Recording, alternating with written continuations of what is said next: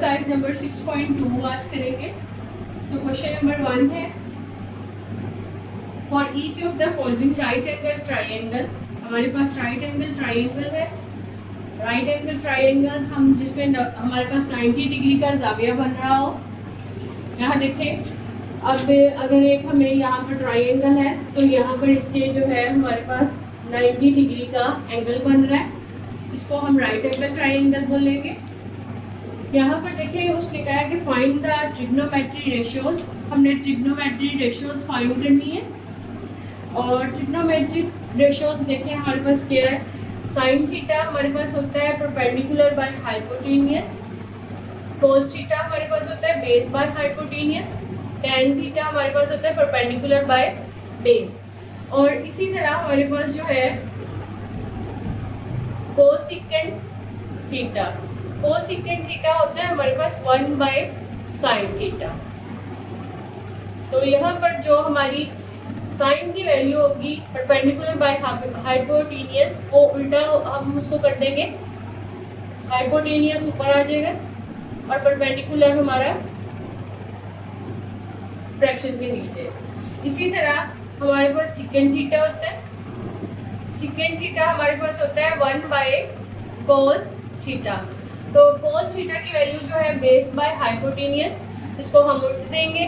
यहाँ पर आ जाएगा हाइपोटेनियस बाय बेस। इसी तरह हमारे पास कोट थीटा होता है।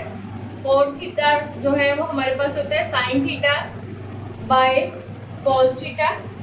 तो यहाँ पर जो हमारी वैल्यूज है टेन थीटा की, वो आ जाएगी क्या, base by perpendicular. In ratios को हम अपने क्वेश्चंस में यूज करेंगे और हम जो है इनकी वैल्यूज जो है वो फाइंड करेंगे। यहाँ देखिए, हम सबसे पहले जो है हमारे पास ट्राइंगल एक गिवन है। यहाँ पर उसका ए बी जो है वो 3 दिया हुआ है। ये हमारे पास जो लेंथ है वो 4 है और ये हमारे पास जो है 5 है।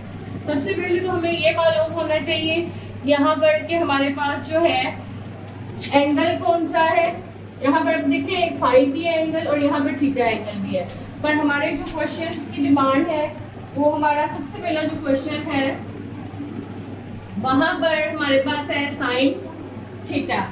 तो साइन थीटा को देखें, अब यहाँ पर एंगल जो है वो हमारा थीटा यूज कर रहे हैं। अब यहाँ पर देखिए थीटा जहाँ होता है उसके ऑपोजिट साइड जो होती है वो हमारे पास क्या होता है, 90 डिग्री का एंगल बना रहा होता है। ये हमारा परपेंडिकुलर होता है। और यहाँ पर हमारे पास जो इस 90 डिग्री के ऑपोजिट साइड्स होगी, ये हमारे पास क्या होगी, इसकी हाइपोटेनियस। यहाँ पर ये हमारे पास हाइपोटेनियस होगी। हाइपोटेनियस के ऑपोजिट साइड हमारे पास, या एंगल के ऑपोजिट साइड हमारे पास क्या होगी, परपेंडिकुलर। और ये हमारे पास क्या होगा, बेस, जिस पर वो एंगल बना होता है।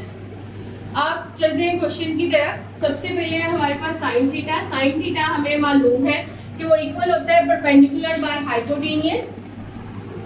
तो यहाँ देखें, परपेंडिकुलर बाय हाइपोटेनियस हम यूज करेंगे। अब यहाँ पर परपेंडिकुलर हमारे पास क्या है, बी सी, ये साइड है। और हाइपोटेनियस हमारे पास साइड क्या है, ए सी। तो यहाँ पर देखिए बी सी की वैल्यू क्या है हमारे पास 4 और ए सी की वैल्यू क्या आ रही है हमारे पास 5। तो यहाँ पर साइन थीटा की वैल्यू क्या होगी, 4 बाय 5। तो अगर हम इस ट्राइंगल को देखते हुए अपना एंगल से जो है वो एंगल का हमें मालूम हो कि एंगल कहाँ पे है, तो हम डायरेक्ट जो है अपनी साइड्स लिख के और इनकी वैल्यूज पुट करके तो इनकी वैल्यूज जो है वो निकाल सकते हैं। इसी तरह इसका सेकंड पार्ट है। सेकंड पार्ट है हमारे पास कोस थीटा। और कोस थीटा देखें हमारे पास किसके इक्वल होता है, यहाँ पर बेस बाय हाइपोटेनियस। तो यहाँ पर ये बेस है। बेस हमारे पास आ जाएगी ए बी और यहाँ पर हमने और यूज क्या करना है, हाइपोटेनियस। हाइपोटेनियस हमारे पास क्या है, ए सी।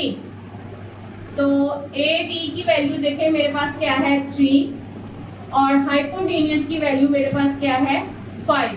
तो इस तरह हमारे पास जो है इसकी वैल्यू भी जो है वो फाइंड हो गई। नेक्स्ट इसके थर्ड पार्ट की तरफ देखें। थर्ड पार्ट है इसका tan थीटा। tan थीटा हमें पता है कि sin theta by cos theta के इक्वल होते हैं। तो यहाँ पर अगर हम डायरेक्ट ये देखें हमारे पास वैल्यूज निकली हुई हैं sin थीटा की भी और cos थीटा की भी, तो हम यहाँ से अपनी डायरेक्ट वैल्यूज भी हम यहाँ पे यूज कर सकते हैं। तो हमारे पास sin थीटा की वैल्यू क्या है 4/5 और यहाँ पर हमारे पास cos थीटा की वैल्यू क्या है 3/5। यहाँ से मैंने इनकी वैल्यूज जो है वो पुट कर दी है। तो फ्रैक्शन के देखें यहाँ पर जो आपके पास पहली फ्रैक्शन है उसका डिनोमिनेटर 5 है और इसका भी डिनोमिनेटर 5 है। हम इसको कटिंग कर सकते हैं। अगर आपको समझ ना आ रही हो तो हम क्या करेंगे 4/5 और ये जो फ्रैक्शन के नीचे फ्रैक्शन है इसकी अमाउंट को हम क्या करेंगे उल्ट देंगे। तो 5 से 5 की कटिंग हो जाएगी। आपका आंसर जो है वो क्या आ जाएगा 4/3। तो परपेंडिकुलर अगर हमने ये क्वेश्चन हमने दूसरे मेथड से करना है, यहाँ पर देखिए tan थीटा हमारे पास इक्वल है परपेंडिकुलर बाय बेस। तो हम इसको यहाँ पर perpendicular by base b put करके हम जो है वो निकाल सकते हैं। यहाँ पर देखिए परपेंडिकुलर हमारे पास क्या है BC। तो BC की वैल्यू जो है हमारे पास क्या है 4। तो हम इसको मतलब यूं भी निकाल सकते हैं 4 और यहाँ पर बेस हमारे पास क्या है AB। तो AB की वैल्यू क्या है हमारे पास 3 4/3। तो ये इसके जो है वो अब देखें यहाँ पर 2 मेथड हो गए हैं, एक ये हम इसको किसी भी मेथड से जो है वो सॉल्व कर सकते हैं। चलते हैं इसके नेक्स्ट पार्ट की तरफ। नेक्स्ट पार्ट है इसका 4। यहाँ पर हमारे पास क्या है वो सेकेंड थीटा यहाँ पर हमें मालूम है। यहाँ पर साइड पे देखिए हमारे पास क्या है second theta hypotenuse by base. तो हाइपोटेनियस बाय बेस हम यहाँ पर राइट करते हैं। तो हाइपोटेनियस देखिए हमारे पास यहाँ पर क्या है AC और बेस हमारे पास क्या है AB। तो यहाँ पर AC की वैल्यू देखें हमारे पास क्या है 5 और AB की वैल्यू क्या है हमारे पास 3। तो यहाँ पर देखें मैंने फाइंड कर दी है सेकेंड थीटा की वैल्यू। चलते हैं इसके नेक्स्ट पार्ट की तरफ। नेक्स्ट पार्ट है इसका 5 पार्ट में देखें इसकी वैल्यू क्या है कोसेकेंड थीटा। निकाल लें इसकी वैल्यूज। तो कोसेकेंड थीटा यहाँ पर अगर आपको फार्मूला इनकी रेशियोज में नजर आ रहा हो तो वो इक्वल होता है हाइपोटेनियस बाय परपेंडिकुलर। तो यहाँ पर परपेंडिकुलर और हाइपोटेनियस देखें, हाइपोटेनियस की वैल्यू यहाँ से AC है और AC जो है वो हमारे पास इक्वल किसके है 5 के और परपेंडिकुलर हमारे पास है BC। तो BC की वैल्यू देखें हमारे पास क्या है 4। तो इसका आंसर क्या आ जाएगा 5/4। इसी तरह इसका नेक्स्ट पार्ट है। पर अगर गौर करें तो हम लोग जितने इसके पार्ट कर चुके हैं 5 पार्ट इसके किए हैं और 5 पार्ट में जो है हम एंगल जो है वो थीटा यूज कर रहे थे और जबकि अब इसके फंक्शन में देखें हमारे पास जो एंगल आ रहा है वो हमारे पास क्या है 5। तो अगर हम अब 5 के लिहाज से अपनी डायग्राम को देखते हैं तो यहाँ पर ये पहले तो हम थीटा के हिसाब से देख रहे थे तो ये बेस थी। अब जो है अगर हम एंगल 5 के हिसाब से देखेंगे तो यहाँ देखें हमारा एंगल कहाँ मौजूद है यहाँ C पॉइंट पे। तो C के ऑपोजिट साइड हमारी ये वाली बनेगी और एंगल हमारा किसके साथ है यहाँ पर इसके साथ।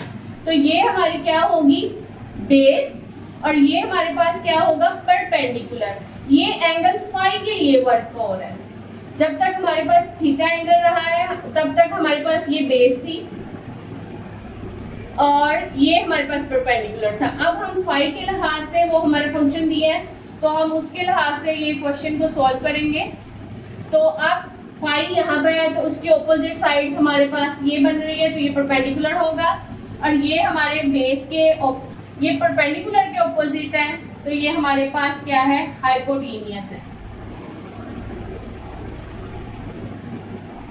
तो हम चलते हैं इसके क्वेश्चन की तरफ। अब यहाँ पर देखें कोट फाई है, हम एंगल फाई के लिहाज से इसको सॉल्व कर रहे हैं। कोट यहाँ पर देखें हमारे पास वैल्यू जो है इसकी मैंने लिखी हुई है, ठीक है, हमारे पास किसके इक्वल होता है, बेस बाय परपेंडिकुलर। ये मेरे पास किसके इक्वल होता है, बेस बाय परपेंडिकुलर, और बेस हमारे पास क्या है, बी सी, और परपेंडिकुलर मेरे पास क्या है, ए बी। यहाँ पर देखें बेस मेरे पास बी सी और परपेंडिकुलर ए बी, तो मैं इसकी वैल्यू पुट करती हूँ।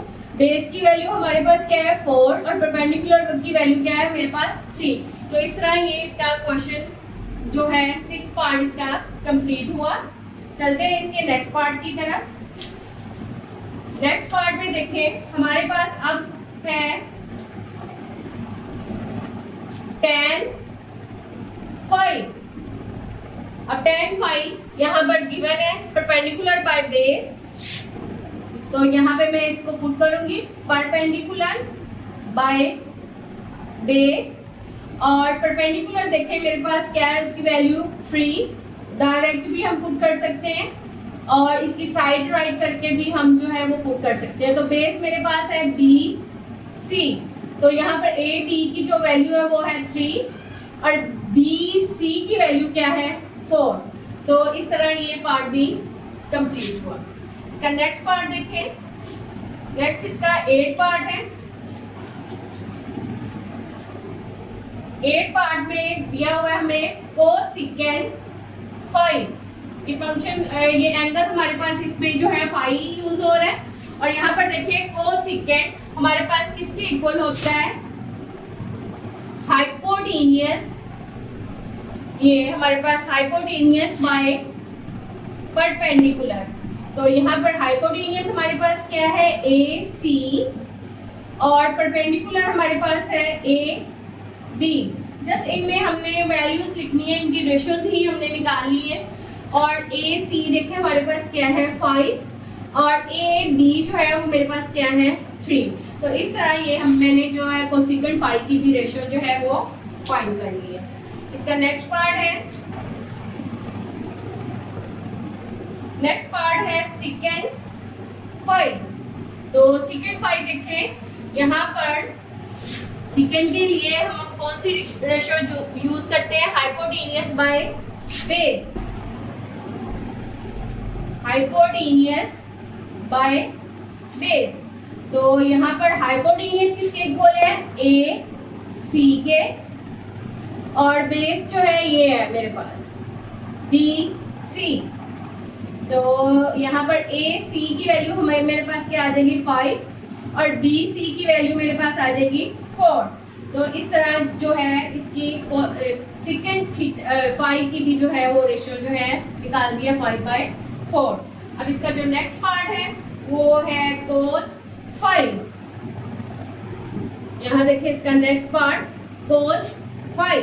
तो कोस फाई हमें कोस मालूम है कि वो इक्वल होता है बेस बाय हाइपोटेन्यूस। तो बेस देखें यहाँ पर मेरे पास क्या आ रहा है बी सी, और हाइपोटेन्यूस मेरे पास आ रहा है ए सी। तो बी सी की जो वैल्यू है वो देखें मेरे पास क्या है 4 और ए सी की वैल्यू मेरे पास आती है 5। तो इस तरह ये इसकी कोस फाई की भी रेशियो जो है इस ट्रायंगल के हिसाब से जो है हमने सॉल्व कर लिए।